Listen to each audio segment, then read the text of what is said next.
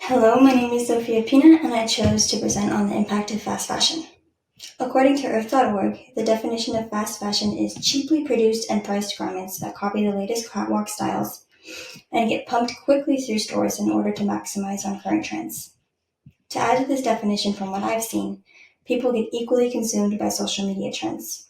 If you go to the thrift store, I guarantee you'll see at least a few garments with bows cheaply sewn all over it from that trend on TikTok. I wanted to present the negative impacts of the fast fashion industry largely because I saw the irony of its existence. People buy these cheap, trendy garments to look their best and feel with the times, when in actuality, they are harming people by buying it, themselves by wearing it, and the planet by throwing it away by the next season. Basically, fast fashion helps no one. I'm aiming this presentation to anyone who wears clothes. I will go farther into the impact of fast fashion's infiltration in everyone's closet and what can be done about it. I hope not to shame anyone as I am unaware of each person's decisions for any choice that they make. As the world's second largest consumer of water, the fashion industry alone requires about 700 gallons to produce one cotton shirt and 2,000 gallons to produce a pair of jeans.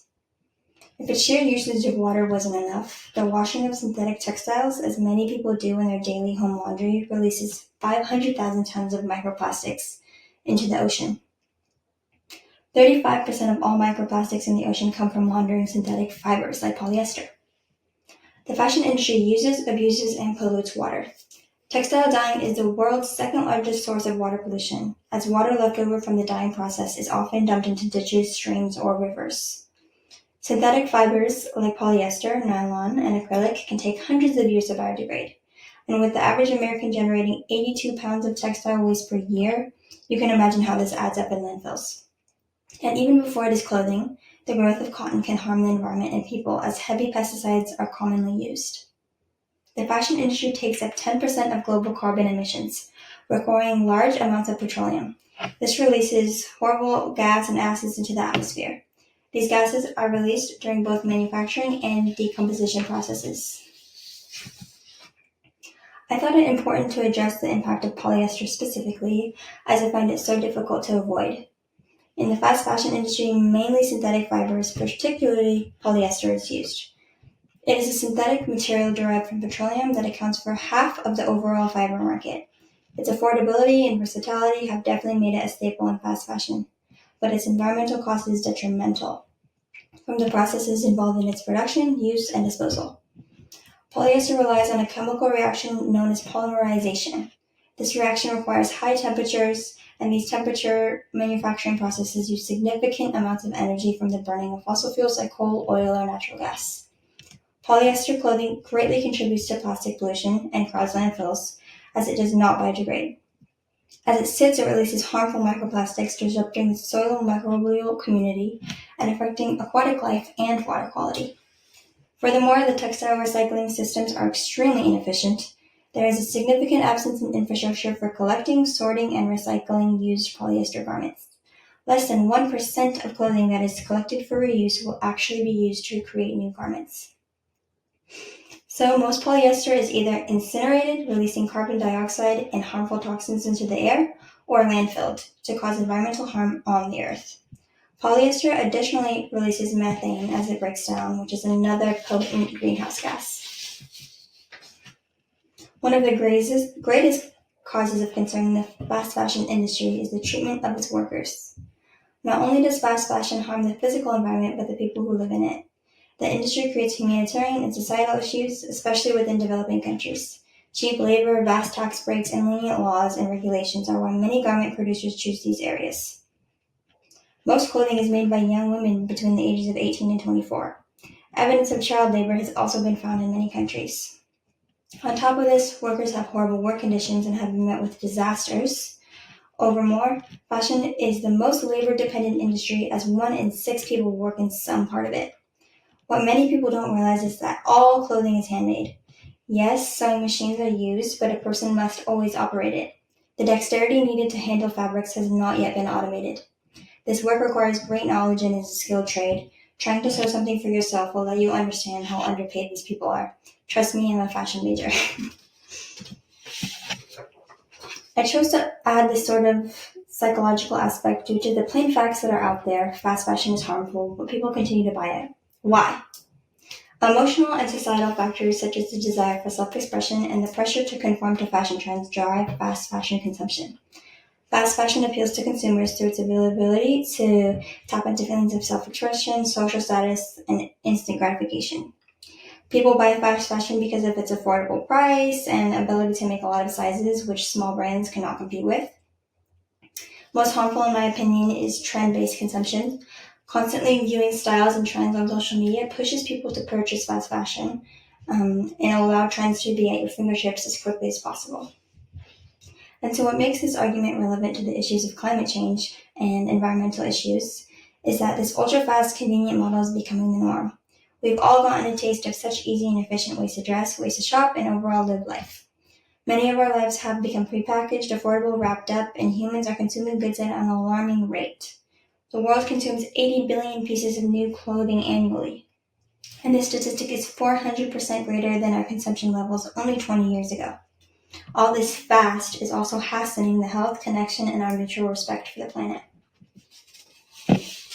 It is easy to decide for ourselves that it is easy to mitigate these issues by simply ceasing to shop fast fashion. But who would this affect if people decidedly stopped buying clothing in this way? On one hand, environmentalists demand fast fashion consumption to be severely reduced or stopped for the good of the planet. Factory workers and their livelihoods are dismissed as dangerous, short-term, cheap, and not valuable. Workers' rights movements have pointed this out as a reduction of the people who do the work as well as their communities and economies.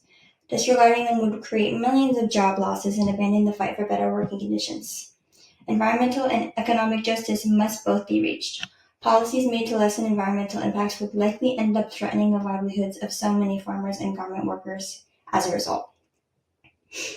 Overmore, this counterclaim argues that fast fashion cannot be stopped because focusing on the environment means that these workers will lose their jobs.